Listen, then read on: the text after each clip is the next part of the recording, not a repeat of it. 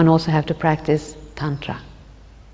They say that one cannot attain complete full enlightenment without at some point practice highest Yoga Tantra.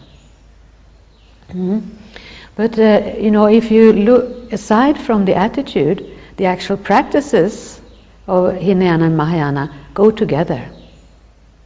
They're not sort of two completely separate paths.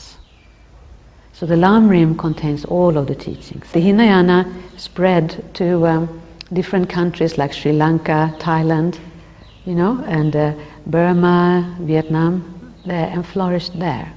Later on, when the Mahayana flourished, that spread to China, Tibet, Mongolia, and the northern countries, and flourished there. So anyway, the great Atisha, he came to Tibet, so he wrote the first Lamrim, the graduated path, taking all of Buddha's teachings, but putting them in a very clear, step-by-step, approach. And he called it the three scopes. So in Tibet, this really flourished. So this is what we still practice today.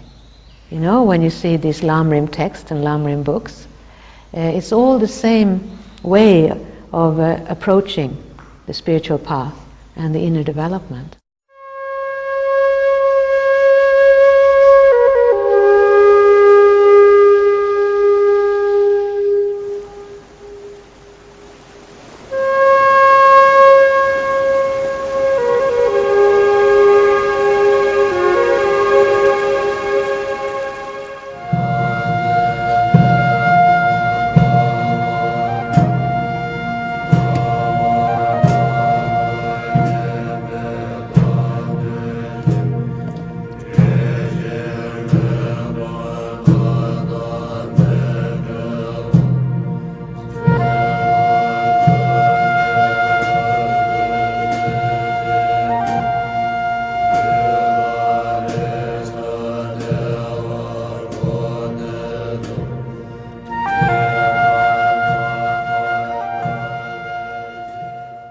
So Lama Atisha, what he did was, he presented all of the essential points of Buddha's teachings in this experiential way. And he presented them essentially in three stages. The first, second and third scopes, they're called. Scope has a very specific meaning. It relates to the capacity of the practitioner, the scope, or the capability, as Lama Zopa says. So the first and second scopes of the practice, of the teachings, they represent all the teachings, all the essential points in Buddha's teachings that we know as the Hinayana part of the path, Hinayana path. Then the third scope is the Mahayana part of the path. The three scopes altogether is all the practices that a person who's on the Mahayana path would practice, because you need to do the first two scopes in order to accomplish the third. If you're a Mahayana practitioner, you don't just do the third scope, which is all the compassion. The wisdom wing is the first two scopes, the Hinayana part of the path, and the compassion wing is the Mahayana path. Altogether, a Mahayana practitioner would practice all of these, because you need the first two, the wisdom wing, in order to accomplish the compassion wing. You need both wings. A bird needs two wings. So it's the way working on the wisdom wing is where you really work on yourself. You turn yourself into this amazing being, then qualified to actually do the job, of benefiting others. What we really are is a potential Buddha. If it is true that this is our true nature, this is who we really are, then we indeed need someone to show us how to do it. So we look to the need for a teacher. And then there are various ways that are explained in the texts of how to devote oneself appropriately, the very heart of which is the idea of training our minds to see the Lama, the teacher, the spiritual guide, as the Buddha. That the most benefit comes to oneself from this practice. And then Atisha gets, that point of guru devotion is put there by the 14th century Lama of this tradition called Tsongkhapa. And the third point on the preciousness of this life that we have right now, not just to take it for granted. And this gives us enormous energy to want to not waste it.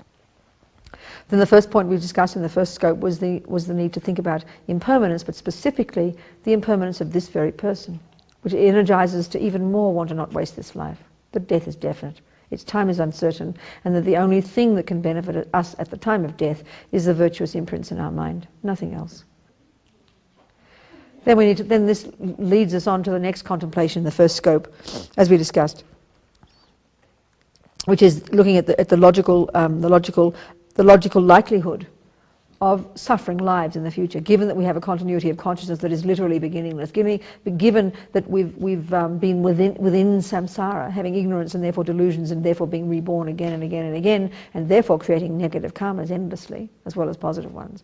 So it's just logical that there are there's a possibility of many suffering rebirths that our mind could take when it leaves this body at the time of death. So Atisha gets us to contemplate the suffering of the lower realms in order to energize us to have a healthy revulsion of being born in this way. This then leads us naturally to the next point, to turn for refuge to Buddha, who's the person who existed 2,500 years ago, who gave us the path, which is the actual refuge, the Dharma itself, the methods, the medicine to cure our minds, the methods to help ourselves transform ourselves, to avoid suffering in the future. And this leads us then to the culmination of the first scope, which is the essence of the practice, which is abiding by the laws of karma.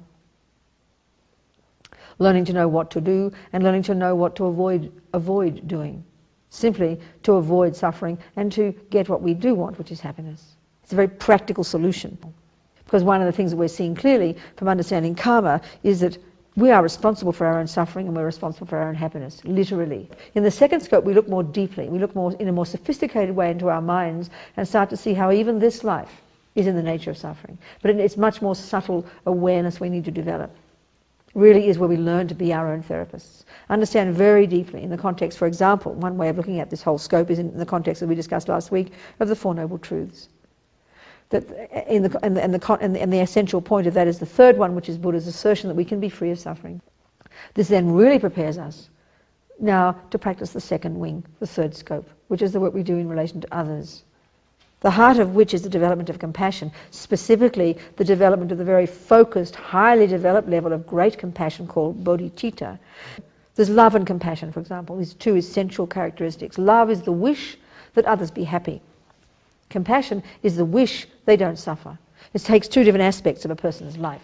So, if you love a person, you would see the person and you would be delighting in their good qualities. If you have compassion for a person, you look at the person and you have sorrow at their suffering. You wish they didn't suffer. You have empathy with them, their suffering. Right now, we have the wrong way of cherishing others. We do it because they're our friends and we want them to love us because we can keep being happy. It's completely got strings attached right now, the way we cherish others. And this is why, too, when we have our compassion now, we do have compassion now. We have compassion that's based on attachment. And so it always drags us down. That's why even if we're in the helping professions, we're being very compassionate. We get exhausted and drained, It drags us down. If we have to help people, mentally or physically, we get dragged down by it because we still have attachment to our own needs.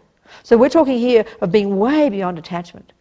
Really extraordinary, to go to extraordinary degrees of genuinely cherishing others with no strings, which is almost inconceivable in our culture. Because in our culture, ego is the reference point. It's the realization of the wisdom of emptiness that uproots finally the instincts of ego, which completes the wisdom wing. And then the work of benefiting others is what culminates, completes the active, proactive work of benefiting others, compassion. So it's then that person who finally becomes a Buddha, they've perfected the two wings, completed the two wings, completed the wisdom, completed the compassion,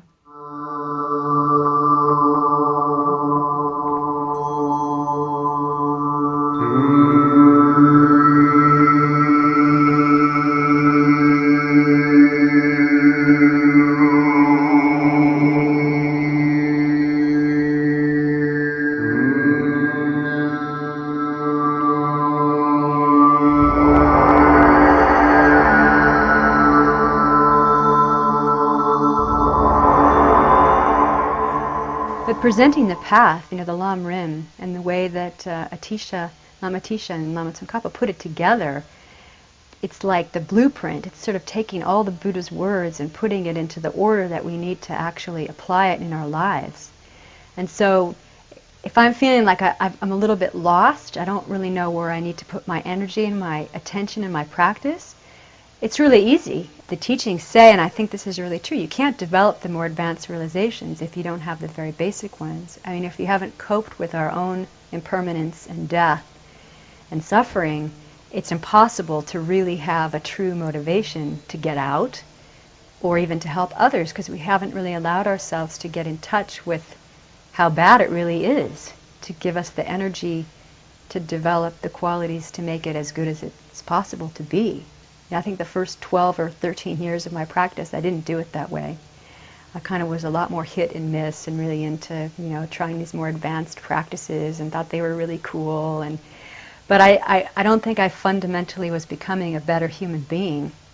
And it's not until I really went back and thought, I'm not getting anywhere as fast as I wanted to go. So maybe I should do it the way they explain it, that you're really supposed to do it, and spend a year on precious human rebirth, and spend a year on death and impermanence until something really moves in my mind. So that's been my experiment the last 3 to 5 years. And at least from my personal experience, my internal experience, I think I'm finally feeling some shifts take place. And the thing that I find really interesting is that as I focus really on the beginning steps, even though I'm focusing most of my attention on the beginning, the other areas actually come more into focus. It's almost like dominoes, a domino effect. Yeah, then it's just a question of not being lazy and stop wasting time and just do the steps. And then maybe become a Buddha, help some people or something. It'd be great. I'd like to do that.